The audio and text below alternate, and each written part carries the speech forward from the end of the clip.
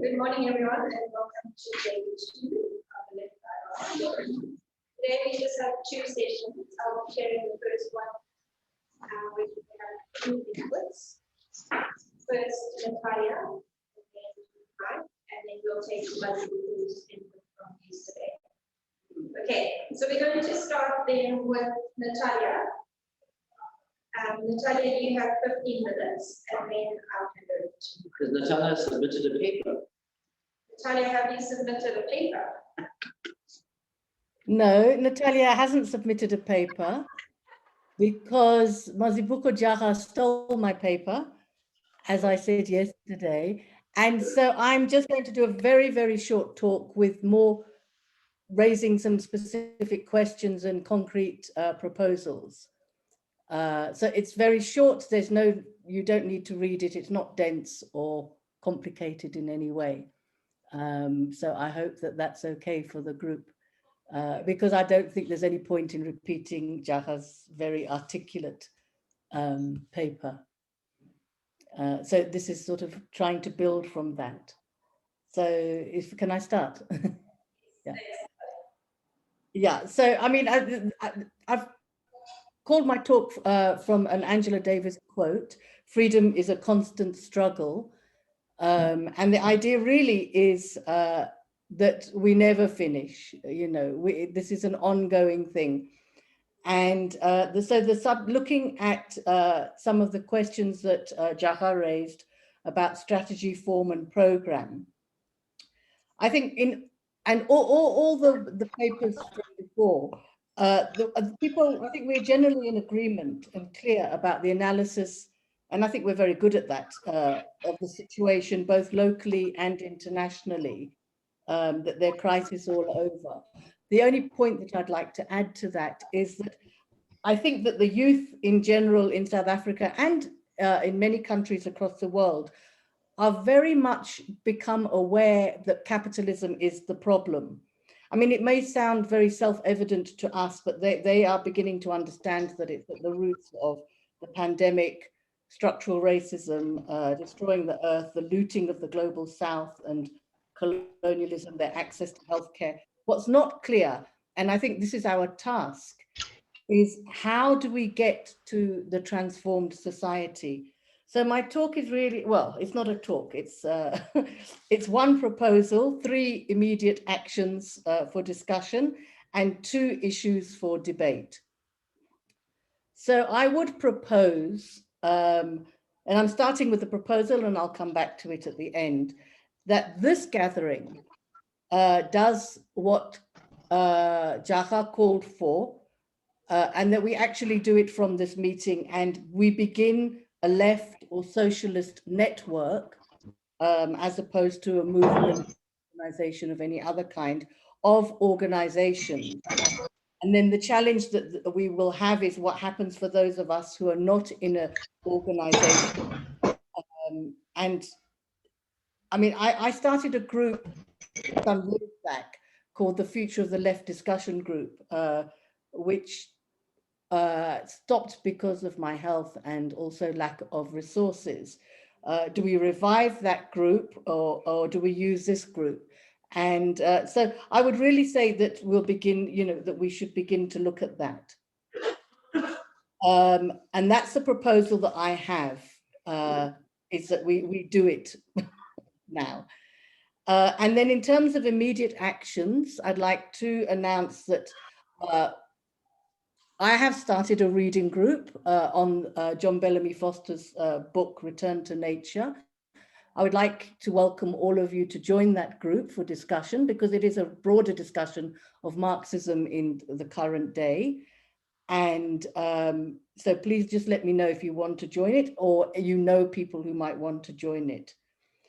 I think Sunny raised a very crucial question and challenge to us, and I would like to take him up on his challenge when he mentioned that Sean Bolton from the Kathrada Foundation had asked, what is the left anyway? I would like to work with Sunny and anybody else who's interested, is to start a series of discussions with the foundation on and providing them with some food for thought about what is the left anyway. I think we have an idea of what the left is anyway, or should be in South Africa. And I think that we should start that discussion with groups like that. So I would like to work with Sunny with that. And then another immediate action is that yesterday I was visited by a person from the Linda Giovanni's SACP, the Communist Party district. And I've been talking to people within the district and within my local branch for a number of years. And they put forward an invitation, which I would like to extend to anybody who's interested, and because I think it's important. They would like to know of our individual roles, because many of us are ex-SACP or traumatized communists and who have left. And they're interested in knowing why we left, what our experiences were in the party. They said, and I'm quoting verbatim, he said, the party is 100 years old in July, and they would like to know from people like us, unless 1, 2, 3, and 4 are in place, why must the party celebrate 100 years? Which of the reforms are not up to standard? They said that this discussion cannot, for them, because they're sitting within the district, cannot be led by them, and it should be led by the Future of the Left discussion group. And so as a member of this sort of like sleepy organization, I'm making a call to you as individuals to submit papers to them for discussion, because they are very, very interested in revisiting and revisioning and reorientating their socialism. And they have reached out to us, and I think it would be a good thing to do. So anybody who's interested in, either producing a paper on their own or working together, please, there is that invitation.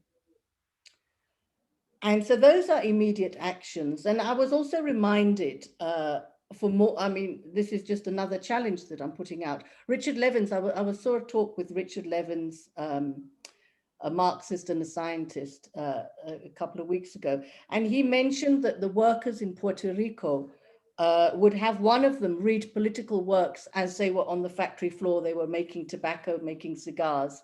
And that we can also do that with radio, TikTok, YouTube, social media. We can be in the Sasa lines, and as I think it was Krizan yesterday said, that they work with people through shebeens and churches. So really back to door to door.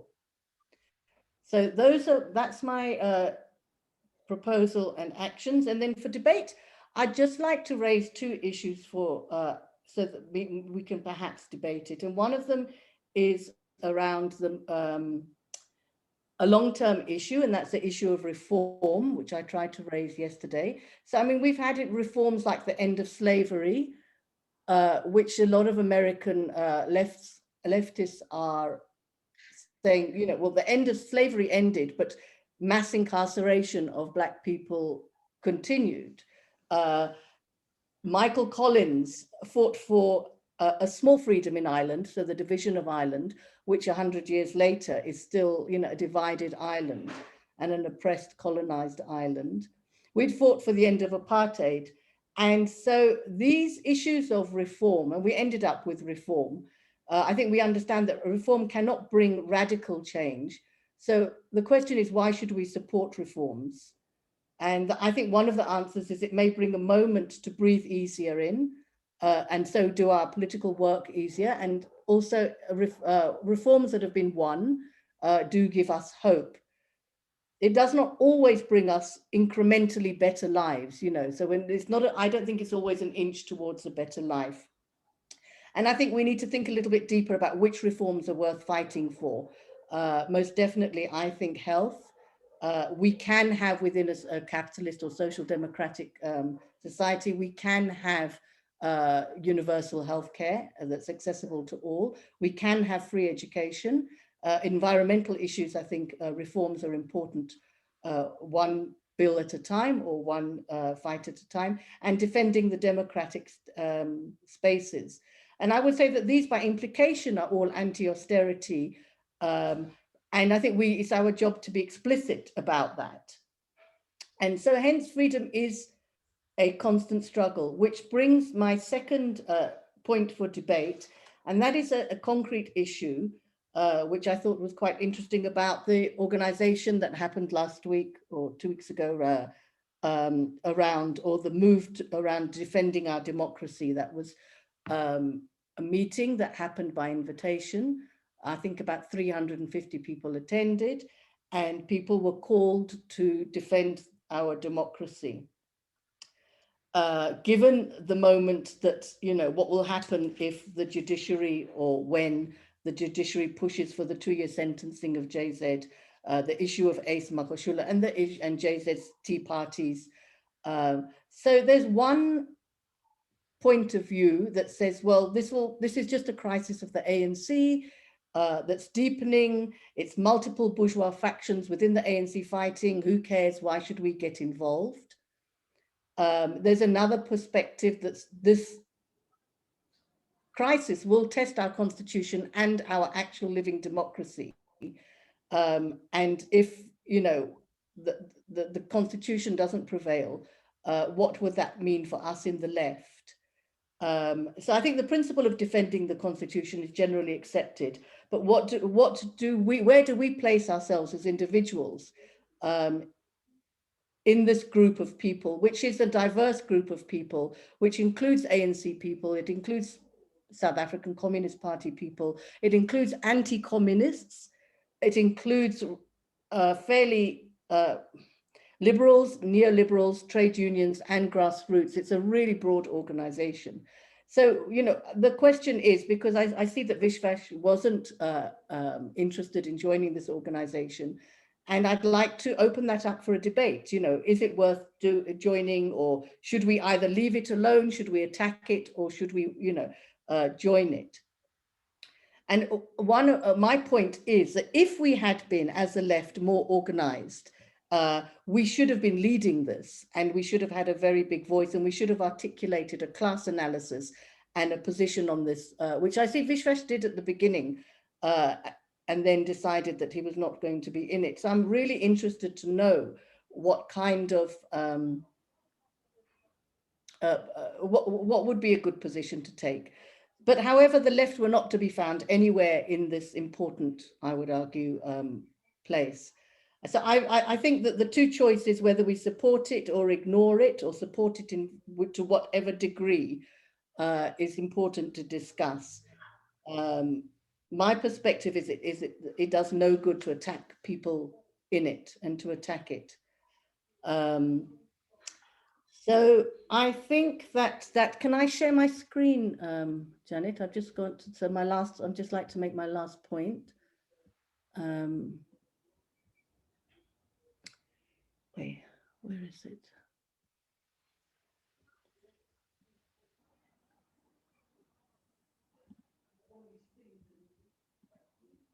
Okay, can you see this? Yeah. Yeah. Okay, so the idea, the proposal that I'm making for a left network would be a very loose network. It will be, I have capitalist forces, you know, attacking in all places. It will be then, oh, my screen has frozen. Sorry.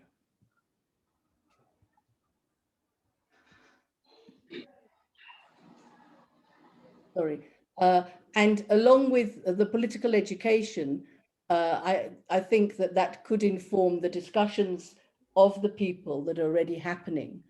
And that the discussions of the people would go back into the network and back into informed political education. So that is one circuit that is going in different directions, leading to demands of the masses, leading to actions of the masses, leading to a left party. This party is, I've used a beehive as symbolism because it's highly organized and highly structured, which is possibly necessary at one point, but then would lead to inevitable splits and would lead to what we really want, which is a diverse, big, strong left party that is diverse. You know, I've used a forest there because it's a unified, organic and a dynamic organization as a forest with different plants in it. And then looking at where capitalism will get to. But I think we really have to start here. So my proposal is that we do form a left network and start working there, and not a left party immediately, or so we're definitely not at this point in time. So that is my proposal. This is just a reminder that we can still disagree and love each other because we are all on the same side. And this is the book that we'll be discussing, Socialism and Ecology, The Return of Nature. And it's, and this is sort of where I felt yesterday. So there's millions of memes about Ever Given, capitalism. I mean, this is just epitomizes the rubbish work of capitalism, this big container ship, and our little person, or our little group here trying to get out this save capitalism. I don't know why or for what reason. So that is my contribution for today. A little bit different, but a challenge nevertheless. Thank you. May I just talk a little bit about that picture? Sure. 1 minute. Yeah. So I was just making a comment about Natalya's picture, because I've seen it quite a few times over the internet, but it's really indicative of the struggle that we have. That container ship that's blocking the Swiss Canal at the moment has a ripple effect on economies around the world. So renewable energy farms in the Middle East can't get their blades, and some people can't get their food and medicine. But this little, it's going to take a month maybe to clear it, and this little bulldozer trying its level best. Reminds me of the little engine that could. Nice. Okay, thanks. Thank you, Natalya. So next up we'll have Mike, who will be speaking about the non-racial challenge to left party building. Mike, if you could turn your camera on if your bandwidth and data allows it. Coming, yeah. I will. Thank you. And you have 15 minutes. Hi everybody. Can everyone hear me fine? Yes. Cool. Okay, let me just organize my screen, my notes. Okay. All right. So my intervention today, I wrote a paper. It was very long, and apologies for that and for sending it late, but maybe people have had the chance to look at it and give it a read. My intervention now is obviously going to be a lot shorter than that.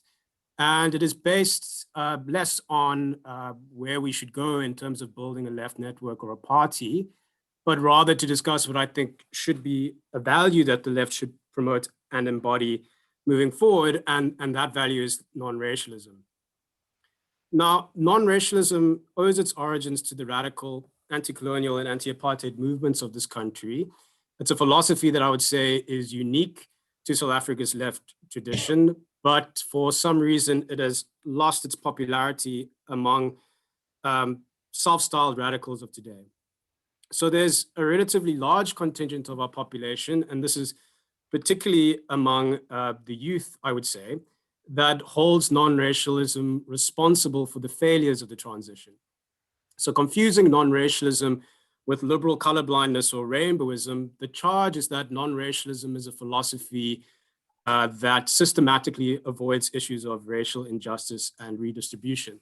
Now, this view, while roads must fall and strong currents of fees must fall, they were aggressively hostile to non-racialism because of this interpretation of the philosophy for this reason. It has also become fashionable in certain academic and middle-class discourses to dismiss non-racialism. And some argue that what we should do is really retreat into our own racial silos with the added injunction not to speak on behalf of the lived experience of another group, rather than to build a politics of collective solidarity. And non-racialism is also thought of in some circles to be simply impossible due to the deep ontological divides that separate the races. And these views, in my view, they dovetail really dangerously with the cynical racialism of the corrupt factions of the states and the nativist and xenophobic discourses, which are currently polluting our social life and our social discourse. But they are popular and they're becoming increasingly influential. So given this state of affairs, my intervention is really about asking, what should the task of the left be, and in terms of rehabilitating non-racialism? Because in my view, the left, almost by definition, must embrace a radical form of non-racialism. So forging solidarity, despite or even because of our racial or cultural differences, for me, a basic value, a basic tenet of left politics. But we should try to understand, why non-racialism as a political ideal in practice has lost its popularity, has sort of waned. And in what follows now, I'll sketch some of my provisional answers, which I hope sparks productive discussion and debate. So if we look at this conflation between rainbowism and non-racialism, which I think has been, really destructive, I think that we can understand rainbowism as emerging as a discourse of the negotiated transition aimed towards post-apartheid nation building. And on the one hand, we can see it as a type of a class ideology, or on the other hand, we can see it as a well-meaning attempt at reconciliation, at nation building. But this is nothing, or neither interpretations has anything to do with non-racialism, because the non-racial tradition has always made the point that a radical transformation of society requires actual economic and social transformation, and that this requires an assault on the bastions of power.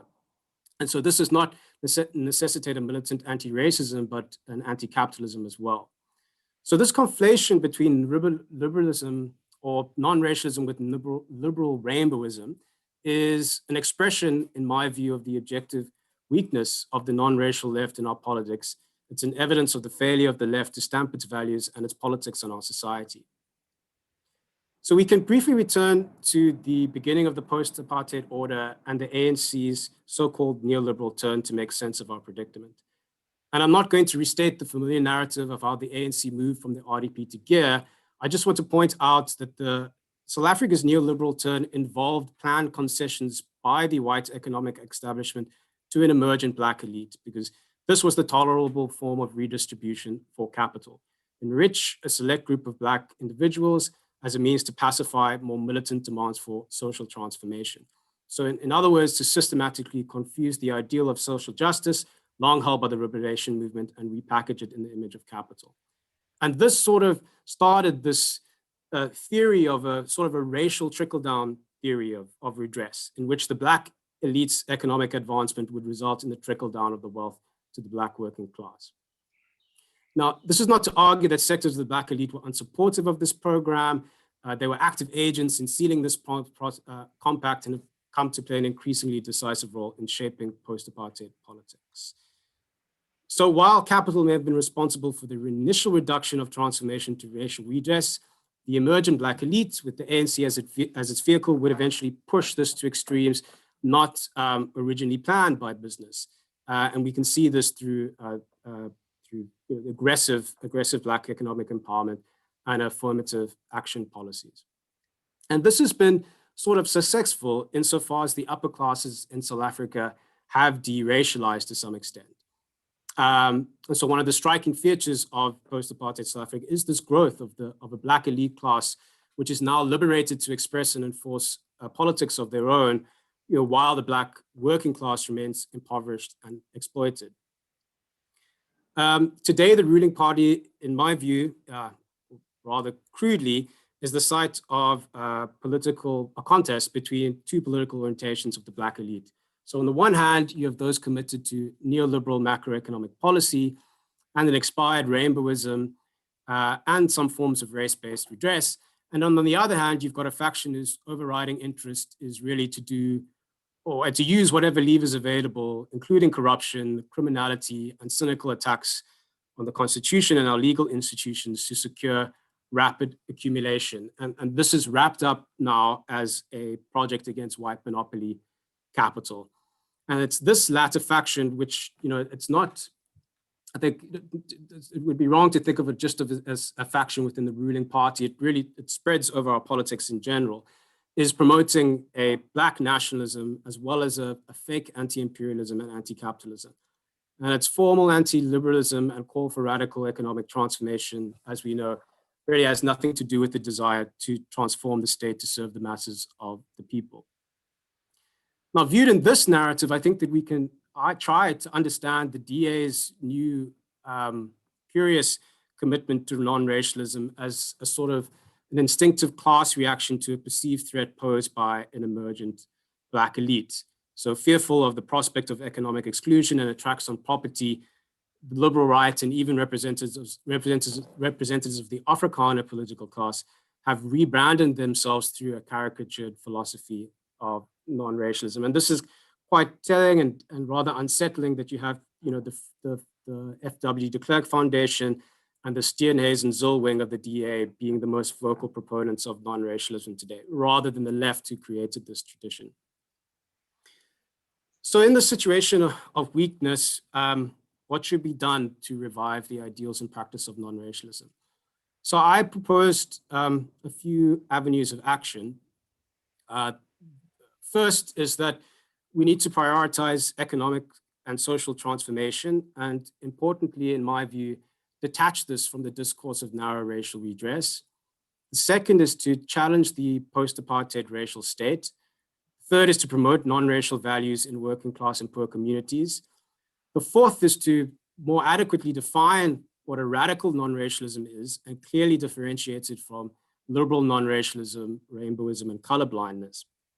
Now, this list is not exhaustive and it's all up for discussion. They only suggest pathways of action which are intertwined and mutually self-reinforcing. So let me just go through quickly what I mean under each of these programs or avenues.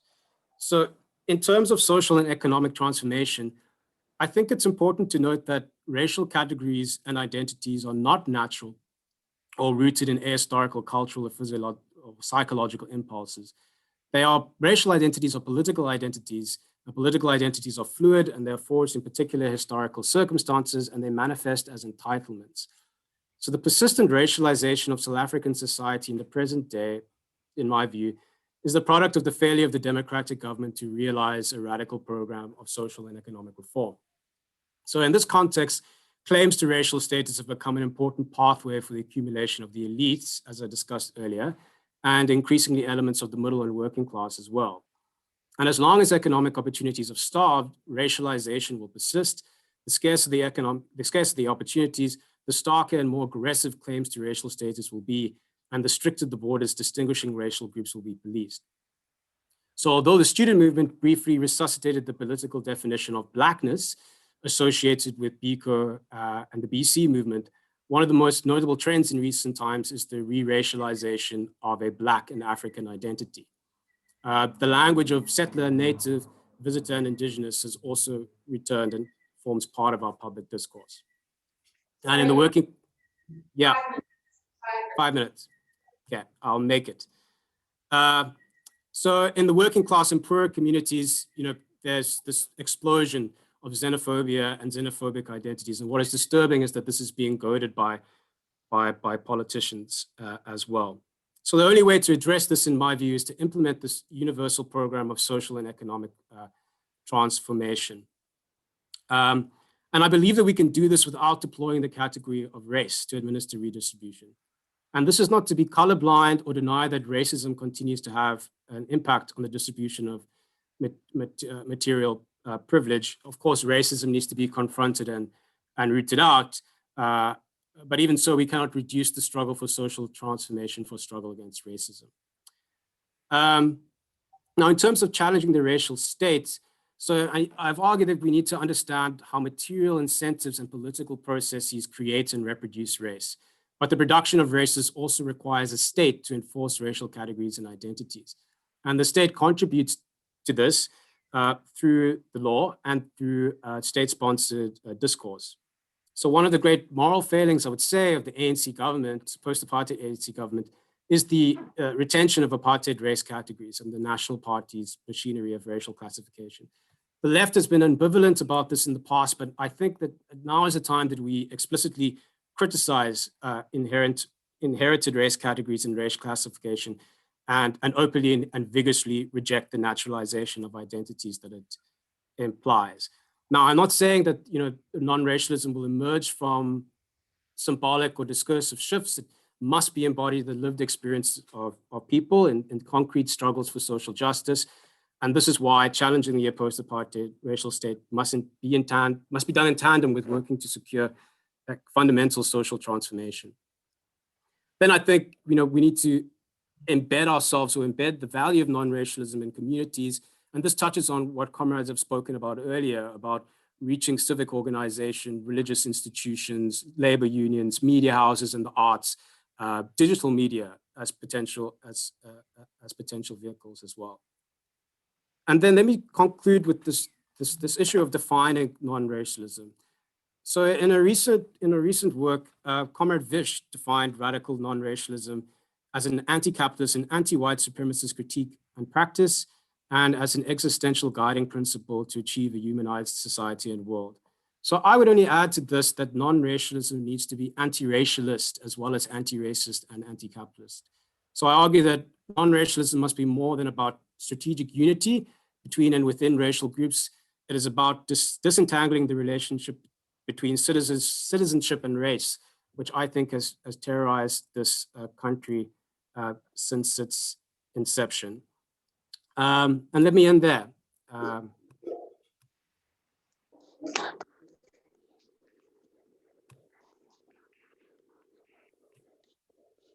Great, thank you so much. Next, we're going to have Mazibuko. Mazibuko will be speaking on strategic possibilities for a left historic bloc. Thanks, Mazibuko. You have 15 minutes. Thanks, comrades. My apologies for yesterday, and also that I've missed the other inputs and perhaps the flow of the discussion and stuff that emerges. Jane, I may spill over a bit in the 15 minutes for some reasons, but let me start. Comrades, I think one of the useful ways that we can work out what to do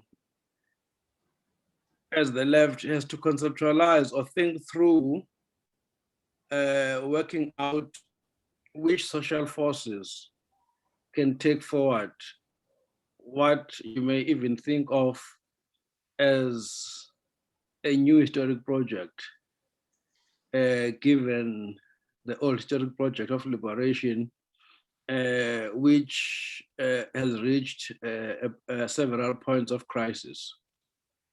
Those points of crisis, in my view, my pessimistic view is that there's real possibility of such a right-wing reversal in society. Not the right-wing in the traditional South African sense of the white right, but really the entrenchment of right-wing politics with mass traction amongst those who were previously oppressed. And what makes that even more likely is that our standpoint, our vision is not given. We have to work for it. We have to organize for it. It's not the option people choose when there's crises of the kind that this country faces.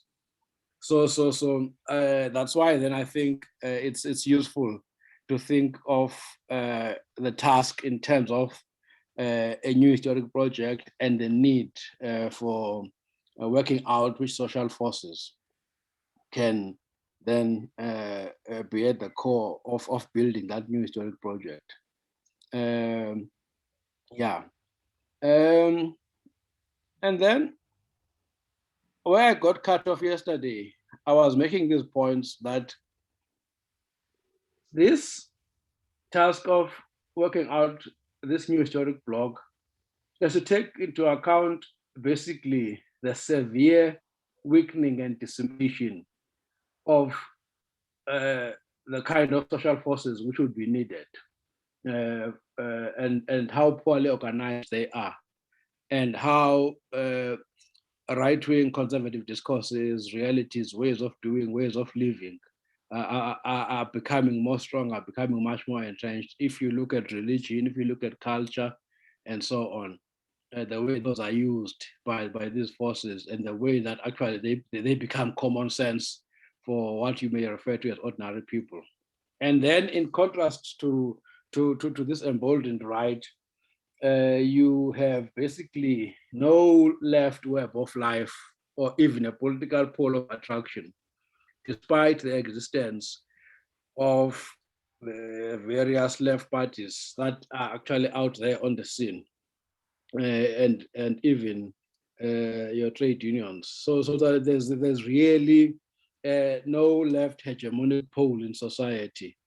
So that leaves the room wide open for the continued strengthening of these other forces.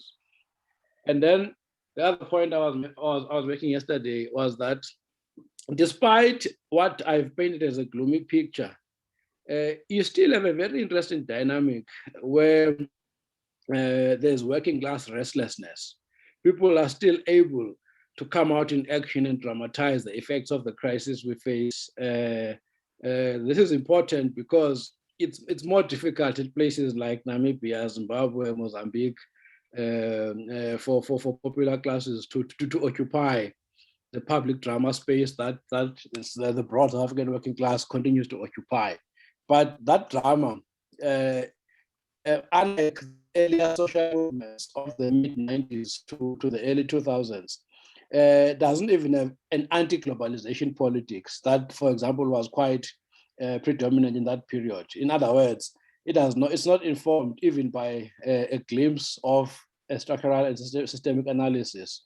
And then consequently, it also does not have the elements to build the required strategy for this new historic project, what in the discussion notes I refer to as long-term transformative change. That's the initial framing which informs my thinking about reconstituting a new historic bloc for a new historic project. The crisis of South African politics, I think I will not spend much time there.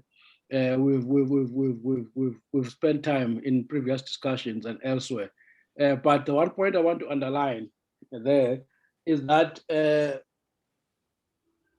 in crisis there are opportunities, and we're still far too weak, far too disorganized to take advantage of these opportunities of using the crisis we face as turning points. But that I think it's useful to recognize that, and that's why then I think if we were to think about rebuilding a left agenda that can gain traction, we have to gear up and step into the crisis. I mean, there's enough history to show how capital and other elites continue to use crisis, but then for that to happen, there is the need to I mean, so let me retrace. I just want to take the example of COVID. So COVID is a big crisis, and popular forces have actually responded in very interesting ways, with food provisioning, with mutual aid, with community action networks, with demands for basic income grant, with even increasing consciousness about austerity when they were responding to Tito's budget and so on. So there's some kind of interesting ferment there, and that's an example of popular forces on their own kind of stepping and responding into the crisis. It's an example of a moment that can begin to clear the fog that has been there in popular consciousness, but there is no organized left that can work and connect with that ferment. And if there was such an organized left, then the fight that is beginning to emerge could actually have very interesting possibilities.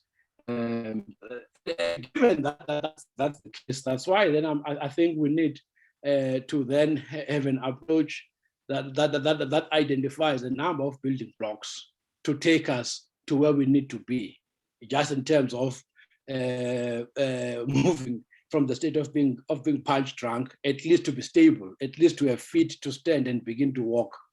The first building block is that of producing a big enough layer of activists who can carry the weight of building mass organizations. There is reduced critical consciousness amongst those who are activists in various social movements, even in trade unions, which are supposedly having resources to undertake political education. So there's a serious need to do this. If we do not do this, we will end up with all sorts of opportunisms, all sorts of organizational problems, and basically a shallow organizational base as it is at the moment. And then beyond the layer of activists, I think a second critical building block is to challenge the dominant common sense and begin to consciously build a common sense amongst wider layers of society. What the Follies did and other decolonialists did, no matter what their other problems were, was to begin to demonstrate how you can build a new common sense against dominant common sense. So the left has not found a way to project its ideas, its vision, its proposals in a way that resonates, that connects with the psychology of ordinary people, through poetry, through media, through writing, through cultural expression, and so on. We really need quite some thinking there to really address this challenge, because I think once left politics can find a way to enter the shebeen, to enter the church, to enter all sorts of these popular spaces, I think it can open up all sorts of things. This is, but this would require some rethinking about how we organize. There of course are your traditional social movements, or even your political party, or even your trade union. But if we were sophisticated, we would find ways to really open up platform spaces, so in the social sense as well, for challenging dominant common sense. The third block, in my view, the third building block is some sustained attention to social mobilization and organizing. Social mobilization insofar as its ability to move growing numbers of social forces into political action. Yes, your marches, yes, your protests, but also beginning to connect that to transformative organizing.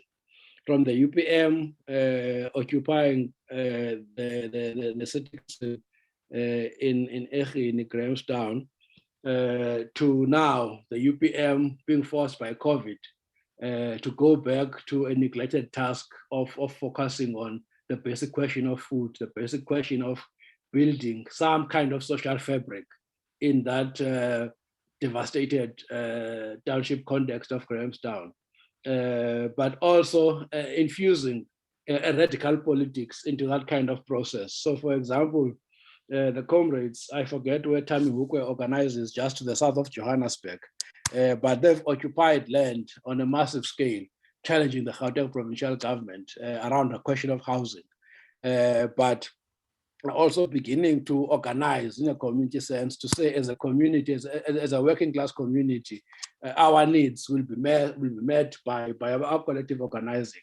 So from the initial anger of protesting against housing, making those demands about housing, but actually realizing that self-provisioning, crime, and so on, to an extent, can be met or addressed or mitigated by some serious organizing, and attached to that the question of political education.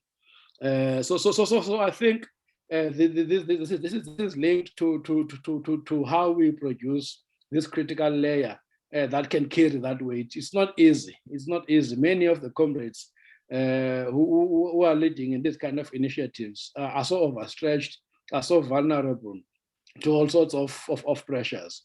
But it's going to be critical that the left connects with that and brings a perspective that can grow a thinking strategy about mobilization broadly in terms of social forces broadly, but also turn that mobilization into sustained organizing.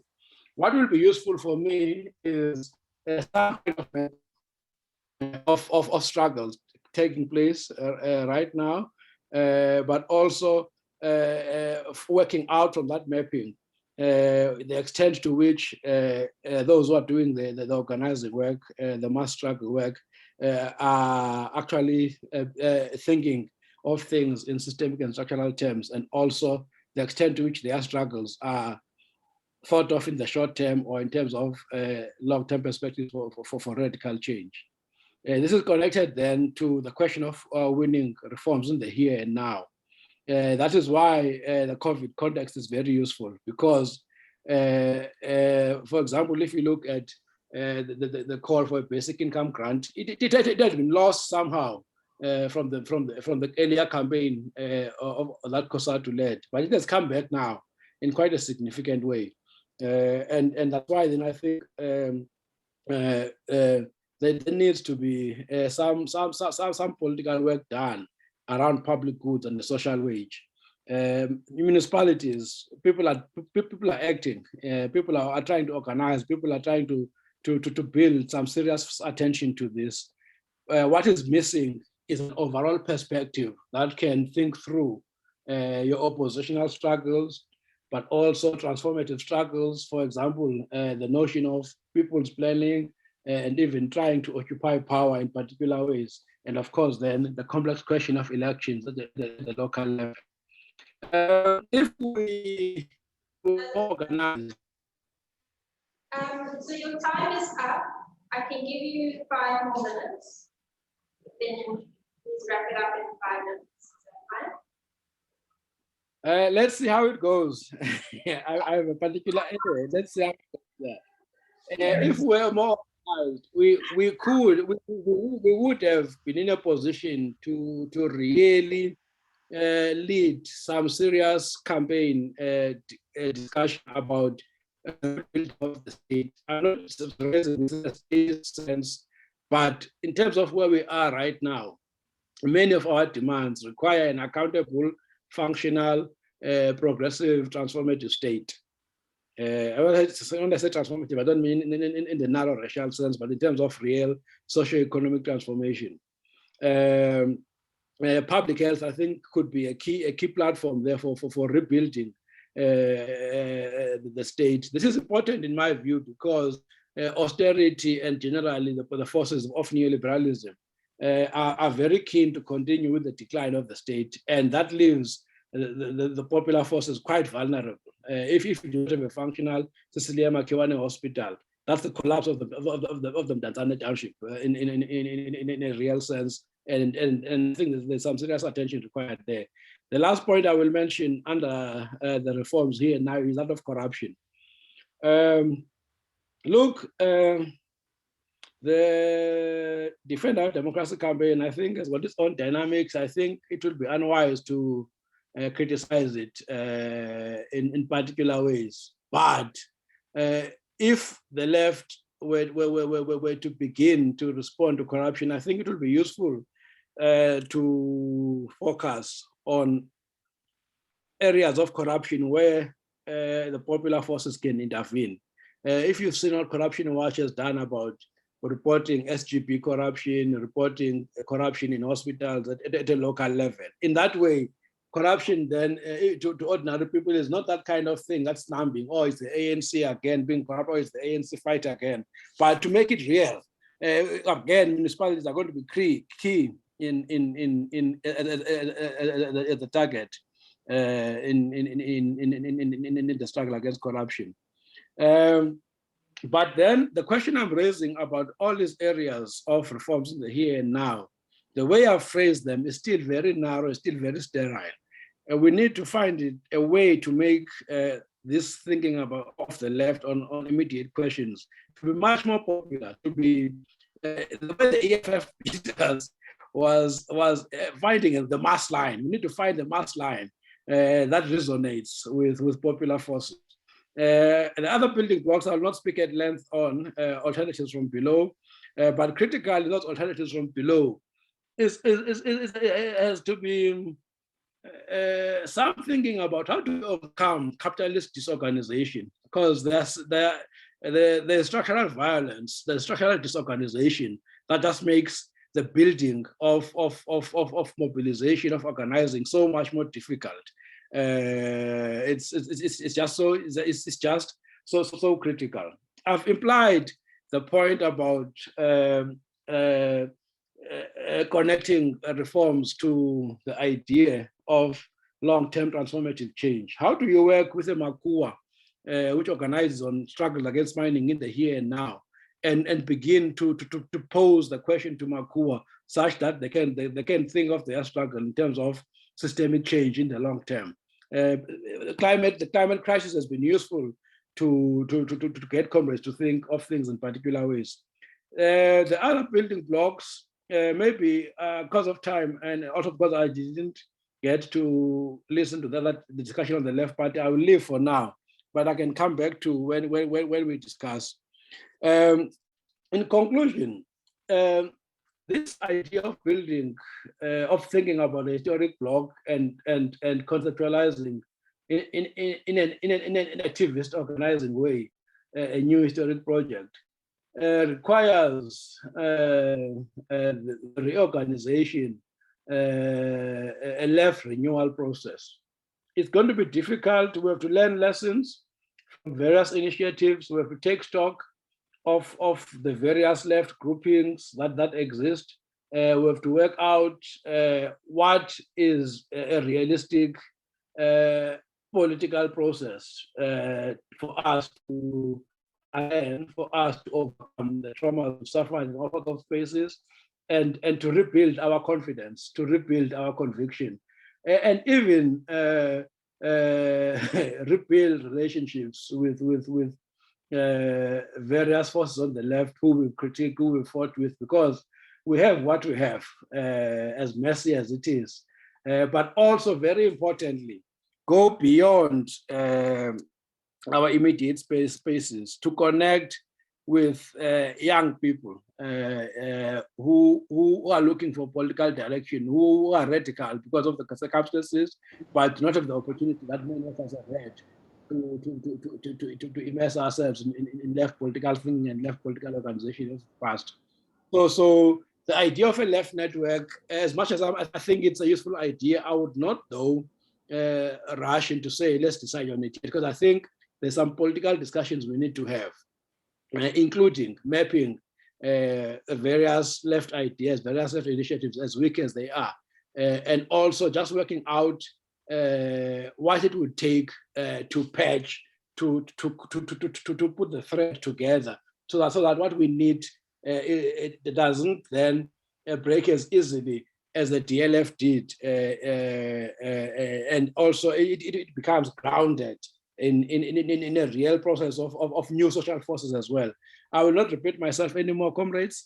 Thanks for the opportunity. I hope what I've put forward does provoke some critical thinking and discussion. Thank you.